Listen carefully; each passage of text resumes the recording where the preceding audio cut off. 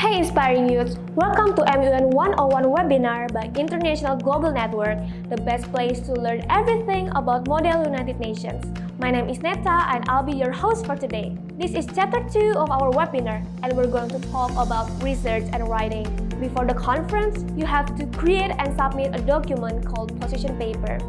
Position paper consists of your country state and response toward the issue given.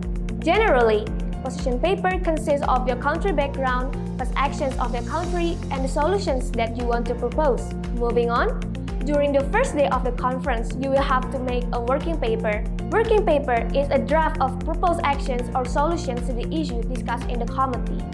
You can make it by yourself or join with your allies. The Board of Diets will ask you to submit it after several sessions have been passed.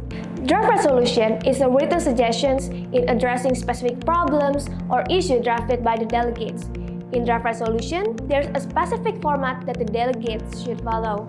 It consists of preambulatory clauses and operative clauses. The preamble is to recall the past actions or as the opening of the clauses. Meanwhile, the operative clauses is the point of actions, suggestions, procedures, or the mechanism of the resolution. So that's about it. That concludes the first episode of Chapter 2 of MUN 101. We're going to talk about how to make position paper on the next one. So it's going to be exciting. See you on the next episode.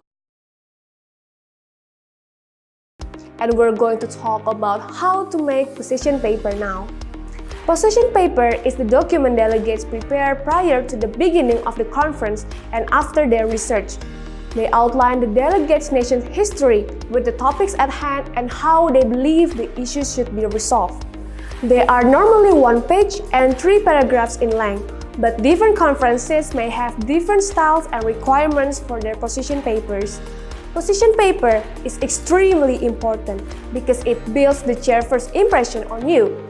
Position paper is best drafted after conducting thorough research because it has roles as the basis for your position in the conference and also a foundation for proposals in future resolutions. So, here's the format of a position paper. First, heading. The heading of a position paper includes the name of the committee, the issue at hand, the represented country, and the delegate school or institution. In several conferences, delegates' names might also be part of the header. General overview of the topic. In this first paragraph, you should summarize your research. Write about what has happened in the past, such as wars or resolutions passed. Don't cite your delegation unless it is directly related to the topic at hand. Your country's relationship to the topic. Write about how your country has been affected by the issue and what it has done to solve the problems in the past. If you can, try to find the country's voting history on similar topics. And last, solution to the topic. Provide examples of what you will propose in your real solution. This should be a significant portion of your position paper as it can be used to show your creativity and you have thoughtfully considered various ways to approach the topic at hand. And that's how you make your position paper. Now, aren't you delighted to start your first MUN? On the next episode, we'll learn deeper about research in MUN. So, I'll see you on the next episode. Research is an integral part in MUN. Taking the role as a country's representative demands you to be accountable and valid in stating every single thing in the conference.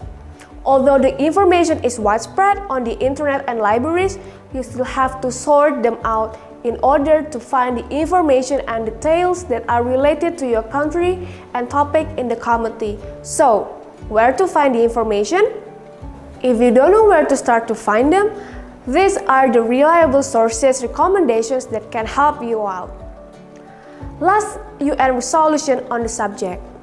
The CIA World Factbook, BBC Country Profiles, the Observatory of Economic Complexity or OEC, news websites such as BBC, CNN, Al Jazeera, and many more, weekly editorials such as Time, Newsweek, and The Economist, United Nations and its specific committee website, Foreign Ministry website, reports and policy recommendations, and many more.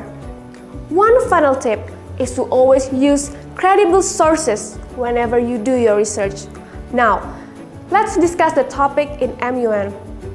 The next step of the process is to gain a deeper understanding of the topic that is going to be discussed. These are some steps to do. First, define the topic. This means you have to clearly know what the topic is all about. Moving on next, deepen your understanding by identifying the key terms and the key questions.